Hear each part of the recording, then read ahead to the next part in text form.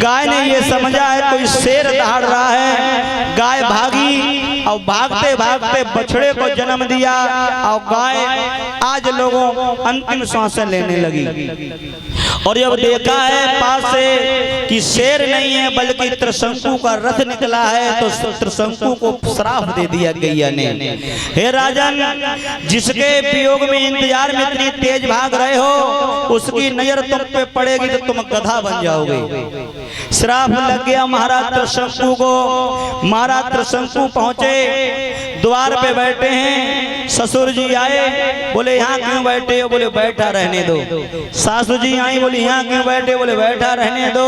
और जैसे श्रीमती जी आई तो त्रिशंकु से कहा कि यहाँ क्यों बैठे हो? तो त्रिशंकु बोले देखो महारानी हमारे सामने मत आना।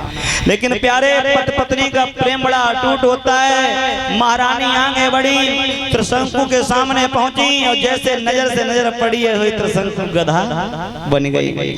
और जब गधा बन गए तो मैया ने कहा अपने पिता से ये मेरे पति हैं, गधा बन गए तो क्या? पत्नी का धर्म होता है संकट में साथ देना। आज अपने पति को साथ लिया, अयोध्या नगरी के लिए चले हैं।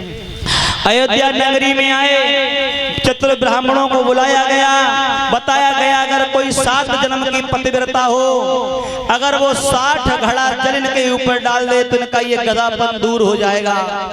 अयोध्या नगरी में ढिढोरा पीट दिया गया। कोई कह रही है हम 1 जन्म की हैं, कोई कह रही है हम 2 जन्म की हैं, कोई कह रही है हम 3 जन्म की हैं, लेकिन 7 जन्म की पतिव्रता कोई अयोध्या में नहीं निकली। ये खबर जिस समय काशी के पास गई है तो काशी में कालू की माँ अपने पिया से कह रही सैया तुम चले जाओ अयोध्या नगरी और जाकर के कहना कि मेरी महारानी मेरी रानी जल डालेगी, मुझे 7 जन्म का ज्ञात है कि मैं पतिव्रता हूँ।